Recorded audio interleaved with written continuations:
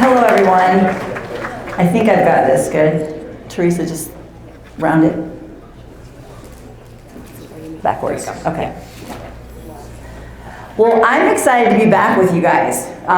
Who was here last year? Okay, good. So I got a call like 2 weeks ago, and Teresa said, we got a cancellation. Can you come in? I go, are you kidding me? I love you guys. It's so fun to be in a room full of young, bright, amazing students, young men, parents. I mean, this is exactly what I do for a living, by the way. Like the young man said, I'm an immersive transformational life coach. What that means is I kind of get in the trenches with you guys. I actually move in with some families. I speak across the country. We work on everything from nutrition to wellness to parenting, relationships, communication, because we have to live our life as a whole, not compartmentalize this. And then I'm also a licensed brain health trainer, which is always fun, especially this topic, because they're coming after your brains, you guys. And that's what I really want to talk about today. So how many of you guys, and this is probably a crazy question, but how many of you guys have at least 2 or 3 platforms of social media? Raise your hand. Come on, you gotta be honest. How many have at least 1? Okay, so you guys in the center, Snapchat? Yeah. TikTok? Yeah. No? And what? He's weird. He's weird? No, you're an outlier. We like those guys. Instagram? Yeah. And the older parents, Facebook? Right? Y'all don't even know what that is, do you?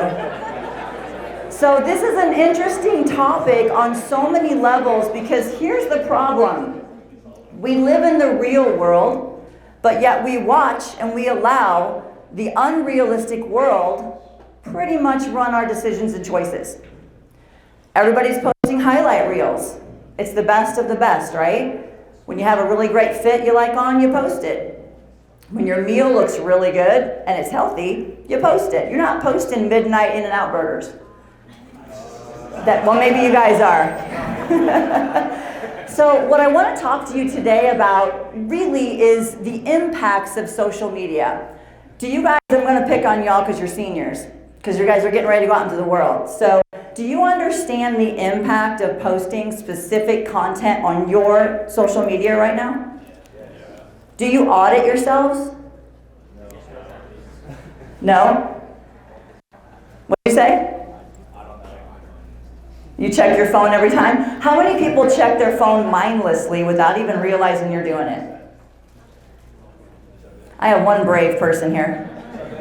So here's the thing, it's a habit. It's a habit. And one of the things I wanted to ask you guys, which is a really important question, is, we're called social media users. What else is a user? Another substance that's addictive. And by the way, is social media using you, or are you really using it? You have to ask yourself some really deep questions on this, because it's not going away anywhere. In fact, it's expanding. It's expanding to the metaverse. I was just talking to a guy in the back about that. Do you guys know what the metaverse is, what's coming? Yeah. And do you believe you'll be participating in it? Or are you going to stay where you're at? What do you think? Because what happens is the more you expand your knowledge into an unrealistic world, the less you are rooted into this world. And that's what we're going to talk about. So think about as we go through here. Did I lose you guys? You guys still got me? So how many of you guys have heard the term mental illness? It's diluted. It's everywhere today, right? I prefer to call this brain health. And the reason why is because it really is, how healthy is your brain?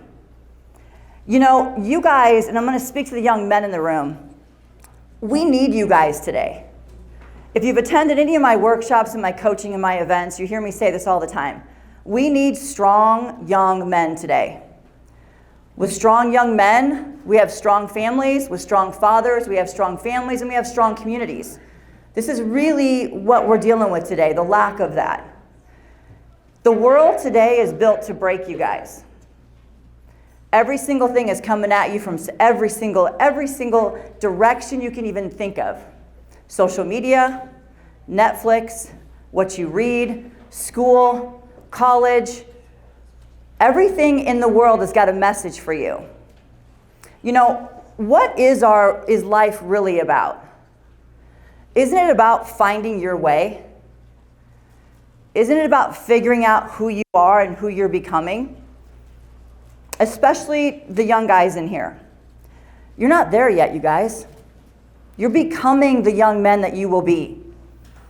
And as a mother and a coach and a strong female, I'm calling you guys to action. I'm not your moms, but I am a mom. And I see the impacts of what this world is doing to you guys every day in my coaching studio. I'm tired of it. I'm tired of watching social media change your personalities.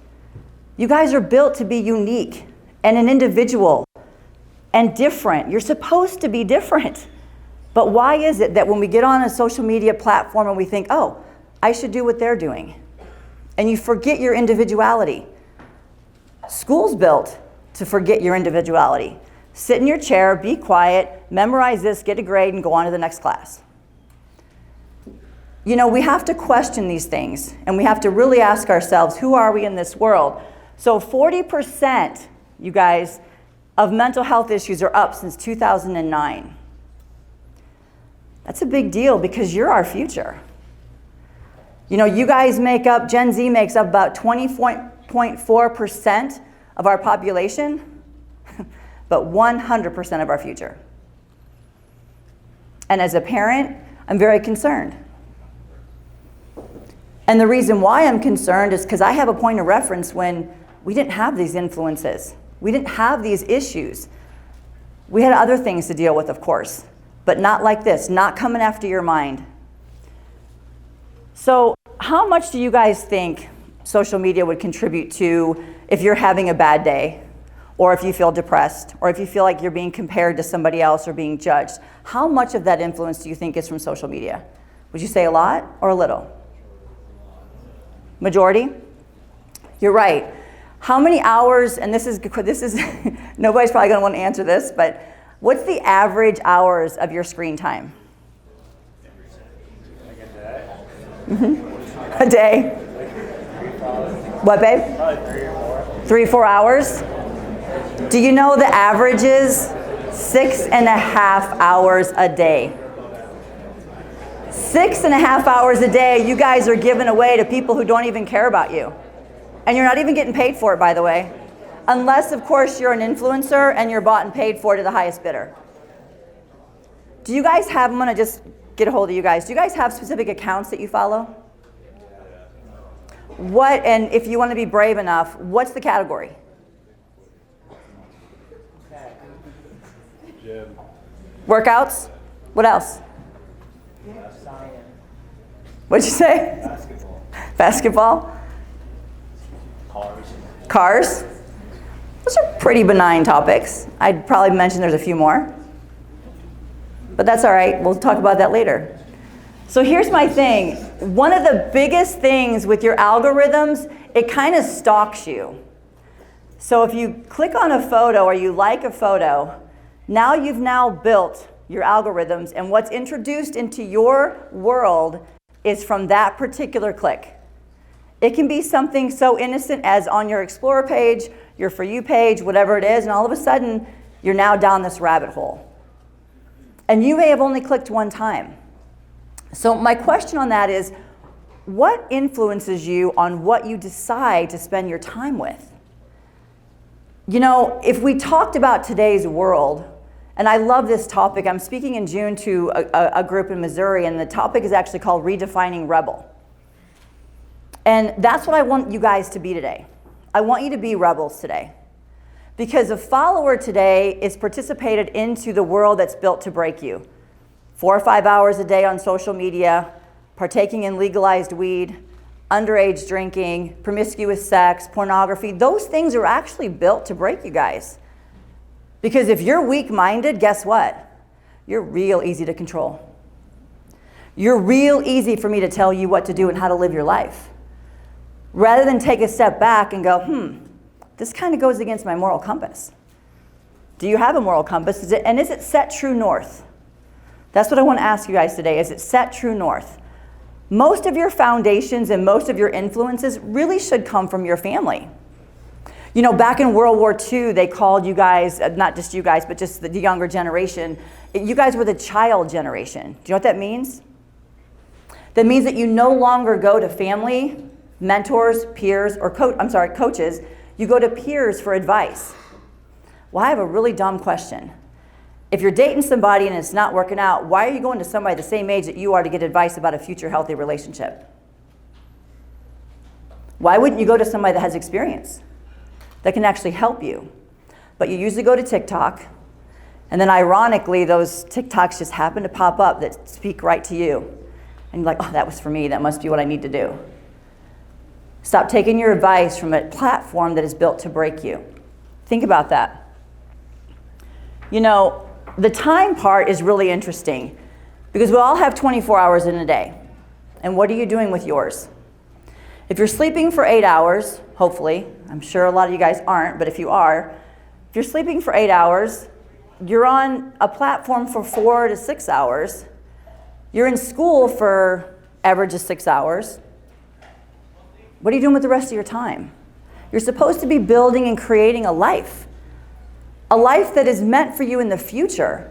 But unfortunately, you guys, you get to a place and a point where you're complacent.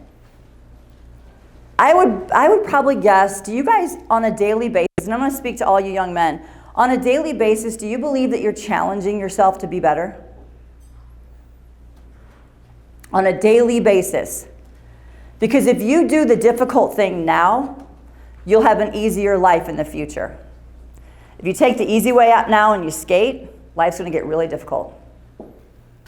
And we have all kinds of examples of this. We see the quick, you know, the get rich quick.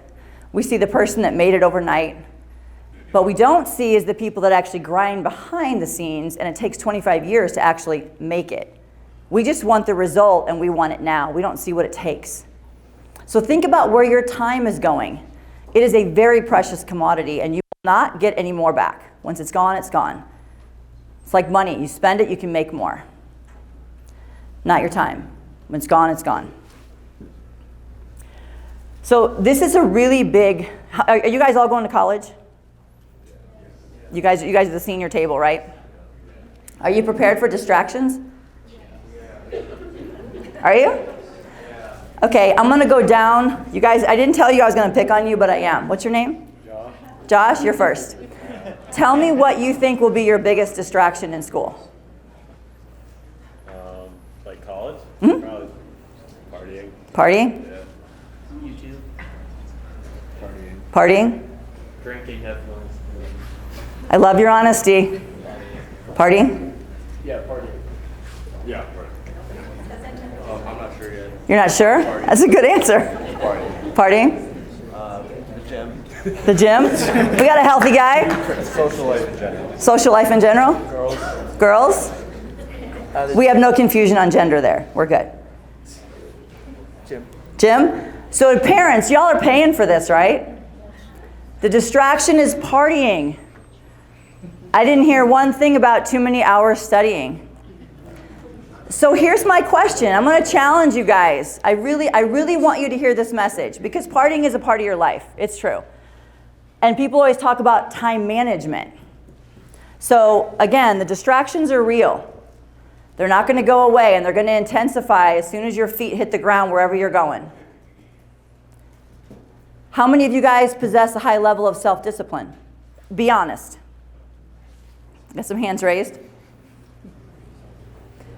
I really hope you get one overnight if you don't have it, because you will be tempted and distracted. And then what happens is, after your first freshman year, I get calls from parents and clients. Hey T, I screwed up. I bombed my freshman year. My priorities were messed up. I allowed myself to be distracted. I didn't go back to my moral compass and what really mattered to me and actually looked at my future. And you know, I get it, you guys. I've been your age. You just haven't been mine yet. So what I want to tell you and what I want to implore with you is you have a burden on you. It's a good burden. Every generation has one. Every one of us has one. It's a burden to do something with your life and to give a damn about the life that you have. That's the burden that you have. Life isn't easy. It doesn't get any easier, trust me. That's why I want you to do the work now. I want you to be willing to show up for yourself now. You know, there's a quote in my book that says, you are being prepared for what you desire for. So whatever you ask for, you're being prepared for, and it's out of reach for you right now. You know, if you think about Tom Brady or someone that you might admire, someone that's really successful, and they said, oh, in high school, I want to be an NFL quarterback. He was being prepared for how many years to become that? You guys are just getting started. You got to be patient with yourself, but you got to get rid of these distractions. And this is reality. You know, I'm going to sit on this pornography thing a little bit. It's at your fingertips. It's free. You know why? You're the product. That's why. You guys are the product. You're too precious. Your minds are too precious. Your brains, your futures, your families. And you know what else? You're giving it away. Every single day, you guys are giving it away. You're not designed to sit in front of a screen and have a relationship with a screen. You're designed to be outside. You're designed to have sports. You're designed to have interpersonal relationships and human contact. But because of social media and because of the complacency that it's given us in our lives, we've become compliant to this. And you can look at the world today and you can kind of see there's something definitely going on. There's something wrong in our soul. You know it is. You guys aren't supposed to be dealing with this kind of stuff. And parents, sometimes it's our battle, not theirs. We have to go before you guys and stand up, and we need to understand. By the way, I don't think a 17-year-old discovered any of these things. These were adults. I have a lot of kids that are on all kinds of different medication because they can't deal with life. They're not putting themselves on those prescriptions. Adults are. So adults, we also, and parents, we also have a burden on our shoulders. It's these guys. It's our own kids. So think about how much time, you guys, and the distraction part of it. And I get it. You know what? First time in college, you're going to have fun. But hopefully, I'll be that nagging voice in the back of your head at some point in time, and you'll realize, wait a minute, what am I actually doing with my time? What am I doing with my parents' money? What am I doing with all the people around me, and are they challenging me to be better? This is a big one. How many of you guys have been or currently are in a relationship? I like this one. It's about right. Maybe a little bit. And the reason why I ask you is the fact that this right here is a smorgasbord of temptation for everybody. So if you're mindlessly scrolling here and liking photos and bikini photos, and I don't think your girlfriend's going to be very happy. And by the same token, if she's liking guys that are looking really good in the gym, I don't think you guys are going to be very happy. So when you think about how healthy your relationship is and does it help your relationship, you got to ask those questions. And parents, I'm going to call you guys out. How many times have your child tried to talk to you and you've been on your phone? Guilty as charged, right? I'm sure you guys could sit here. So I have to have one of you guys back. It's so funny. We're launching a podcast, and it literally is having a teenage perspective of parenting. So that's one of the topics. That's going to be a good one. But think about this, okay? Your relationships suffer immensely because of your distractions of social media. And again, it's not real. How many of you guys have seen the movie Social Dilemma? So you guys got homework. If you can get it, watch it before you realize, and let this sink in a little bit, and then watch the Social Dilemma, okay? It'll make a difference on what you're thinking about. So when you guys said earlier the accounts that you follow, you said you follow gym, cars, what do you guys think of, and this is for anybody in the room, what do you guys think of like social media influencers? What's your opinion of that? Anybody can jump in. Thumbs down? Any parents?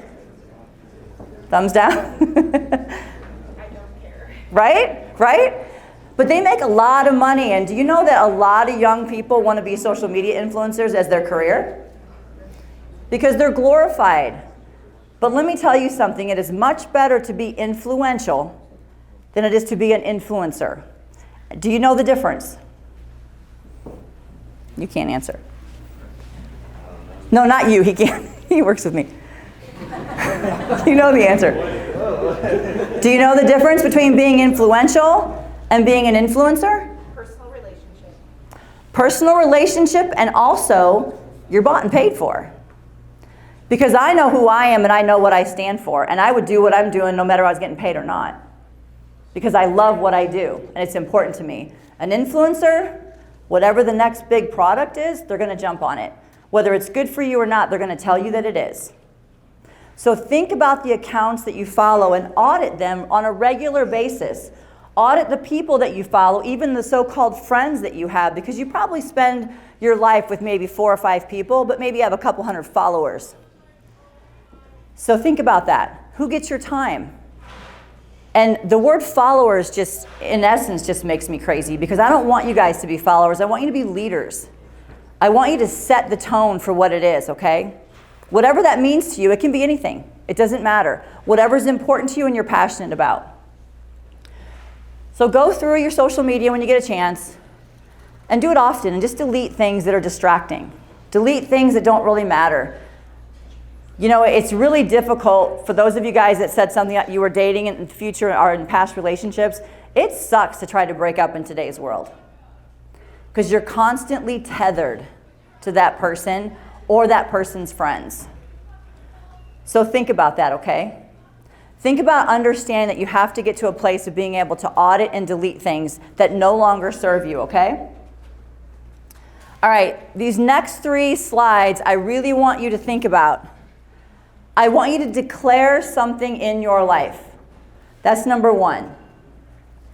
Declare something in your life, something that you want. Whenever I work with a lot of teens and young adults, we do a visionary declaration exercise, which is super cool. I have a 20-foot whiteboard in my coaching studio, and we download every single thing that you want to become and what you want to do. It is the most fun exercise. You declare these things over your life, whether it's what you want to do for a career, a relationship, you know, a physical, what you want to achieve, those guys that, you know, if you're in the gym and that, what you want to achieve at a level of wellness, where you want to live, whatever it is. And then after we do that, we do 2 other steps. You have to audit your personality and realize what stays of what I possess that's going to get me closer to what I'm declaring. And the tough part is answering what goes.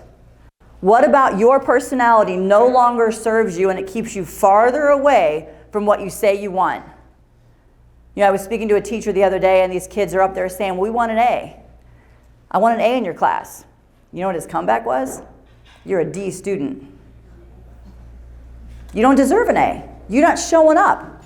You want it, but you don't want it bad enough to change. So I want you to think about this. Declare something over your life, okay? Something that's really important to you that you want to go after. Number 2, define it. So if somebody said to me, I want to be healthy, well, your healthy and my healthy might be very different. So once you declare it, you've got to define it. Otherwise, it's pretty much all over the map. It's a big word when somebody says, I want to be physically fit. When they say, I want to compete, or I want to be this level of ball player, we understand what that means. We can define that, which means we can then put a blueprint in place. That makes sense, right? So declare and then define. And then the last one I want to leave you with is to design it.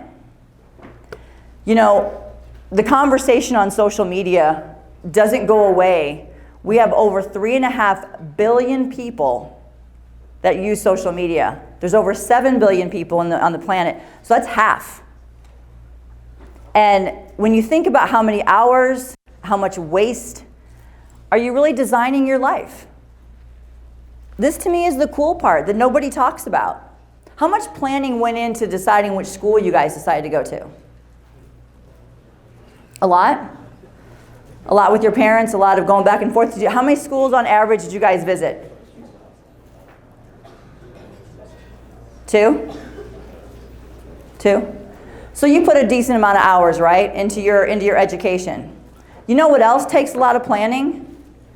Your life. But unfortunately, we have a mindset. We plan for a Monday mindset. Well, if you can have a Monday mindset on a Thursday afternoon, that's pretty good. Otherwise, you're going to wait till Monday and start. Talk about a wedding, you plan more about the dress than you do about your life. There's all these things. So I want you to think about these 3 things, you guys. Declare it, define it, and get really, really detailed. And then start to design it. because that's the only way you're going to execute it. So when you guys are by yourself, before you take off to school, parents, the same thing. Sit down and have a really intentional conversation on what are the distractions that you're dealing with on a daily basis, and are they worthy and valuable of your time? And if one of them is social media, you may want to rethink that. Spending time with friends, up at the top of the list. Going to the gym, training, eating healthy, top of the list. Communication with people that really care about you, at the top of the list. And I encourage you guys to find a mentor or someone close to you that you can keep in your hip pocket when you need something. Because most of the time, most of us won't go to our parents. Because we're afraid to let them down, maybe of judgment, maybe we think they're not listening. You know, I just finished a courageous parenting lecture series, and that was one of the top things that the kids told me. My parents don't hear me, they don't listen. So you have that same burden on you as the parents do on them. So I really want you to think about this, okay, when you leave today, that you've got an opportunity to do something different. Will you show up? Or will you continue to be a follower? And when you look back on your life, will you think, oh, I had an opportunity, but I didn't take it? Do you know how many percentages of people actually do? Less than 3%. I have so many clients who come to me and they're like, I want this in my life, I want that in my life. I go, do you know what it takes to get it? Yeah. Are you willing to do it? Ooh, that sounds kind of tough. Yeah, it is. How bad do you want it? So who's going to which college? Just yell out your name's college. Come on. ASU. Creighton University. Where? Creighton University. Okay. U of A. U of A? Villanova? University of Colorado. Anybody else? What? Well, he didn't say it. More than two can go. Wake Forest? Rose-Hulman. Where's that? That's in Terre Haute, Indiana. Okay. And what are you guys studying? What are you studying? Business. Yeah. Business. That's that's a huge category, you guys. Chemistry. Chemistry? Anything else? So for those of you guys that said business, you can use that three thing. You declared you're going to do a business degree. Now what? Might want to define it and design it so you make sure you're not wasting your time. You get from point A to point B really quick.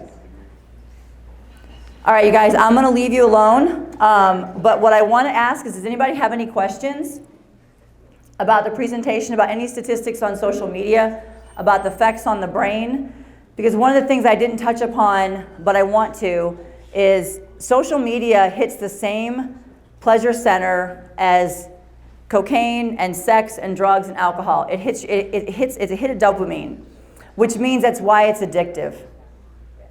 So think about how much of that is real for you, okay? Learn to discipline your emotions and discipline yourself, that you make better choices for yourself. So is anybody brave enough to ask any questions? Really? I have a question. Yes. If you're going through and you're auditing your social media, is there a real way to get things off of social media? I mean, can you ever do that? Meaning your posts? Anything that's on there. Is there like an avenue to get rid of things? Well, a couple of different things. If you delete them, that's one thing. If you archive them, that's another. So it depends on if you want to keep it. And when you audit the accounts, once it's deleted, if it's something that you don't want, block it. I mean, there's different processes when you start to go through that. And I think each platform is different on that. But you start to realize that it sneaks in by 1 or 2 clicks. So when you delete an account and you don't want to see it anymore, you can go back and block it too. Because have you guys ever noticed sometimes when you're not even looking at an account, but something will come up from someone that you don't even follow? It's things like that. And you can reset your algorithms. Just don't click on it. Don't click on it if it's not important to you, because once you got it, it's going to continue. Has a question? Yeah? How do we use social media healthily? I'm sorry? Like, how do we use social media in a healthy way? How healthy are you, the user? So why are you on social media? See what other people are doing. Okay. Friends, family that aren't in close contact with Okay, so do you feel better when you get off of social media before when you get on it? Does it give you any kind of a depressive state or less than or lack? Then you're good. Because what happens is sometimes you have to look at yourself and realize if you look at things and they're inspiring, because it absolutely can be a tool, 1,000%. There's research you can do. There's different accounts that are very educational. The problem is that you still have to do your own homework. Just because someone on social media said it doesn't make it true. I mean, I think we can see that in today's world. So if you click on something and you read something, go a little further with it. And you're right, it can be healthy. If you don't feel bad when you get off of it, if you feel good and it doesn't take you to a place, and this is really difficult for a lot of girls because of the comparison part. I mean, it's so bad. I mean, I have so many young girls who, it's major, you know? And so that's why I'm calling you guys, you know? I mean, dating in today's world is difficult as hell. But I mean, if you're adding in the social media part, and then the person that you're dating is sitting next to you doing this, not giving you any attention, right? What's the point of a relationship? Have it with your phone. You can count on it every time. So think about that. But you're right, it can be healthy, it can be a tool, and that's why I said to audit, to make sure that what you're bringing into your life, because we do two things. We either bring people into our environment or we go into theirs. Even if it is a virtual world, you're still in that environment. And make sure it's healthy. Any other questions? Yeah. I'm just curious, as the youth spend 4 to 6 hours on social media daily, are these kids reading? Are No. they enjoying a book, escaping in a book, building their vocabulary? What do you guys say? Why don't you guys answer her? Yeah. What are the statistics? You know what? I've not seen the statistics on book versus social media time, but I'm sorry? I still do. I love books. I have tons of books, and I actually give books to, this is Joseph, he works for me. How many books have I given you to read? Yeah. And they're strategically planned, you know, and even if you don't read the whole book cover to cover, you know, you can pick it. You can cherry pick what you want information.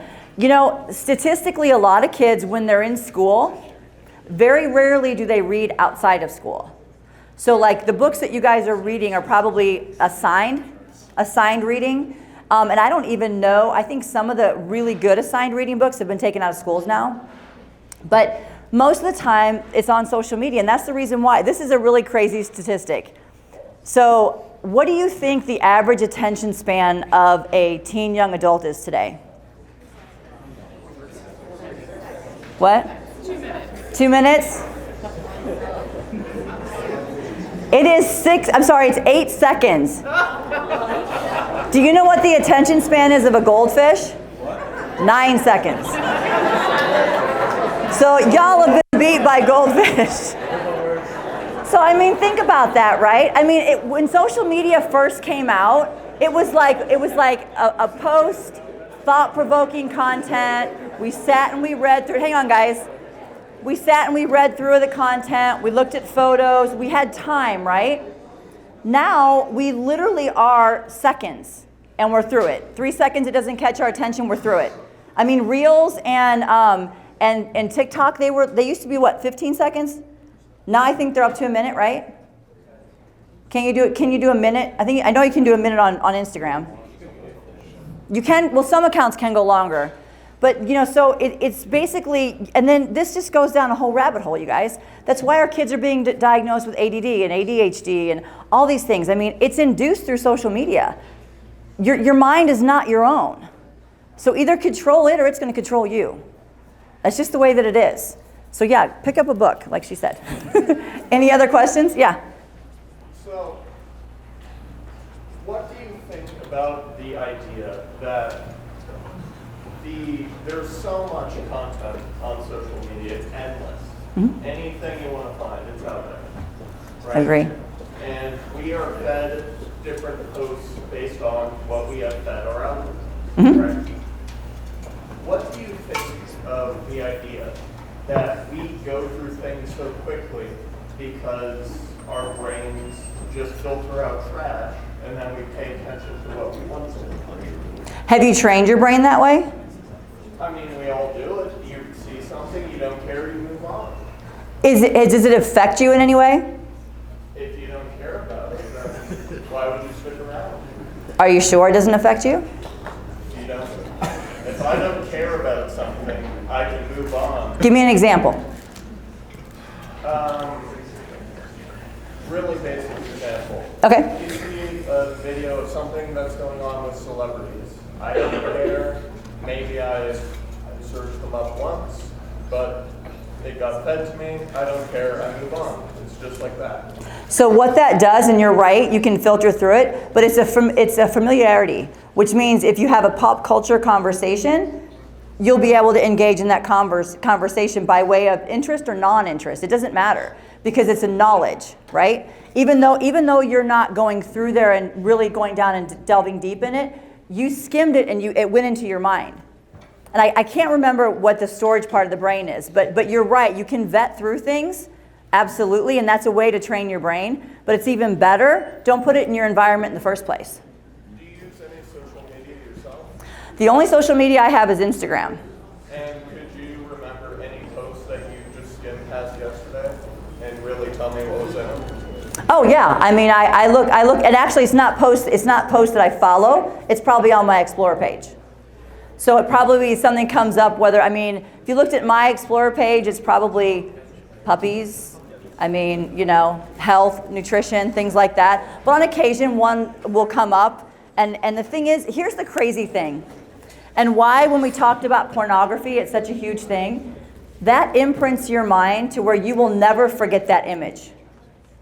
I guarantee you if a lot of the older guys in here were honest, when you saw your first image of pornography, you can recall it like that. And that's truth.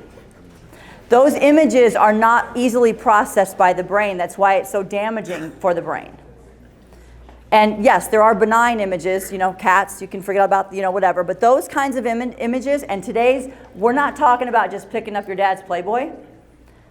These images are 1,000 times worse. So they will continue, and you will never be able to get through. I can use myself as an example. First time I saw, and first image of pornography, I can tell you exactly what it was. Because it's how your brain processes. And there are things that are menial, don't pay any attention to. Things like that, they will imprint your brain. You good? Okay, anybody else? Yeah. Why don't we just ban our kids from being on social media? If you're successful on that, let me know how you did that. I got a lot of parents who need you. Is there a reason not to? I can't hear you. Is there a reason not to? Absolutely not. I grew up with no social media, and I think it's pretty awesome. The only way we knew where everybody's house was all the bikes in the front yard. I think that's why it's hard for us as parents to see, like you were talking about, the valuable side of social media, the tool side of social media. The problem is that we're not using it that way. Most young people aren't using it that way. And social media isn't going anywhere, unfortunately, but I agree with you. The other thing that I think is great too, I do have some families where they will do blackouts at home. This is kind of cool, to where whether it's a Sunday all day or a Saturday or whatever, it's a blackout. That means everybody's phone's in one room turned off, whether it's an activity or you guys just go to your friend's house or whatever. That's an important thing to do too, because it gives you that pause and that break to be real. But I agree with you. Yeah. I read some reports out of China that they limited all social media use to their children. Sure did. How are they enforcing that nationwide? How is a society? How is China enforcing it? They just shut it off. They just turned it off. I'm sorry? So everyone's account only works for an hour. It's Yeah. parental control for the entire nation. Yeah. And you know what's interesting? Because of TikTok, like our kids are dancing half naked on TikTok and they're celebrated with lots of follows and likes. The kids in China are engineers and are actually inventing and doing things, and that's what they celebrate. So that's why I always tell these guys, stop being a follower just with the next thing, because you don't understand what's happening halfway around the world and why your minds need to be protected. We need these guys, and we need them healthy and whole. Anybody else? Yeah. I can't hear you. Can you stand up? How do you help these kiddos manage and identify the feelings of shame in relation to all of this stuff? Okay, so the interesting thing about shame is that most of it is a self-talk or a language, and somebody else put it there. Because very few people will do something and think, oh, you know what, I shouldn't have done that, unless they have a really good moral compass. Otherwise, someone has expectations on us that we didn't meet. So if you catch somebody doing something they shouldn't be doing, right away, that's where the shame comes from. So much of it comes down to what's your language around the topic, and depending upon what the topic is that you're referring to, it would really have to depend upon what comes with that topic. If it's someone that stole something, or if it's something that they're going through social media looking at the wrong accounts, have a conversation around it. I do it all the time with young men and young women over social media, because they're doing what everybody else is doing, and that's why I said, please don't be a follower. Because you're participating in a system that has been built to break you. And that self-talk and that language is everything, you guys. And most of the time, it's not your language. Somebody else put it there. So when it comes to shame, guilt, condemnation, move out of that with something better. Action is the antidote for all of those. Whether it's anxiety, fear, guilt, shame, whatever it is. Remap that memory and move into a different direction. And you can do it, and that's one of the things we work on too. Yes? As a parent, do you let your kids have social media? Great question. So my oldest daughter never had social media. She believes that it is the downfall of her generation, and she's right. She's 21. She actually did a social experiment like 4 years ago and made 2 different Instagram accounts to see what would be the algorithms and what would track it. It was crazy. So she has alopecia, so she's bald. Eyelashes, eyebrows, she doesn't have any. So she made 2 accounts, one with hair, one without. It's very eye-opening. My younger daughter wanted Instagram. I told her to make a PowerPoint presentation on why, because I wanted to hear her explain to me why. And by the end of the PowerPoint presentation, she didn't want it, and she still doesn't have it to this day, and she's 18. She does have TikTok, and she maybe has 9 videos on there, and then she communicates probably like everybody does through Snapchat. So that's that part, but I mean 0 time on the other ones. Yeah? Do you consider like YouTube and TikTok social media? Or TikTok, absolutely.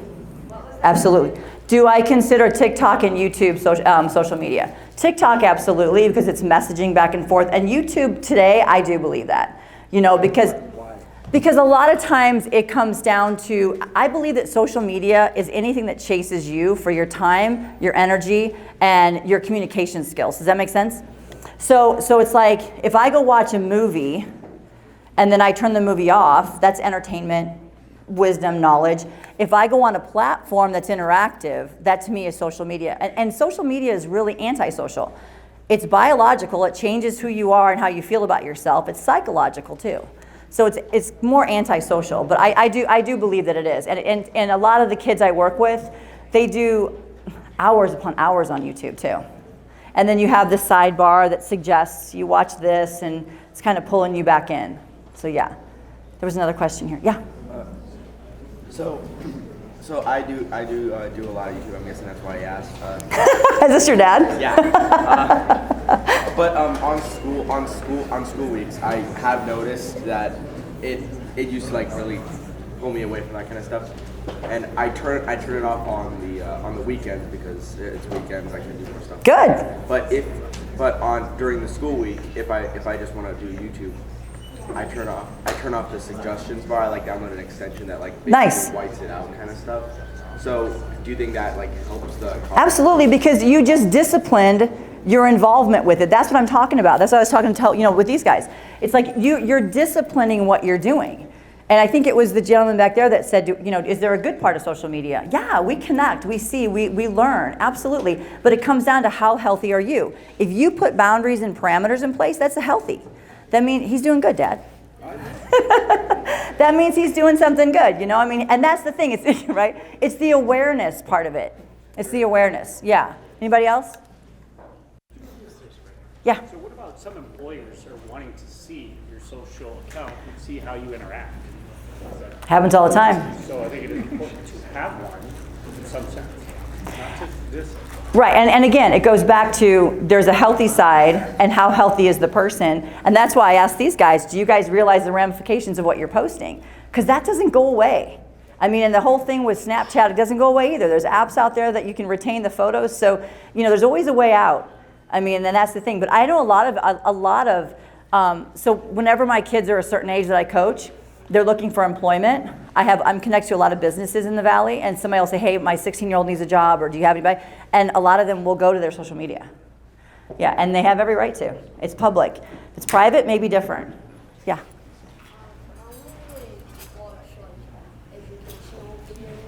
Okay. I'm gonna have you stand up because this is good.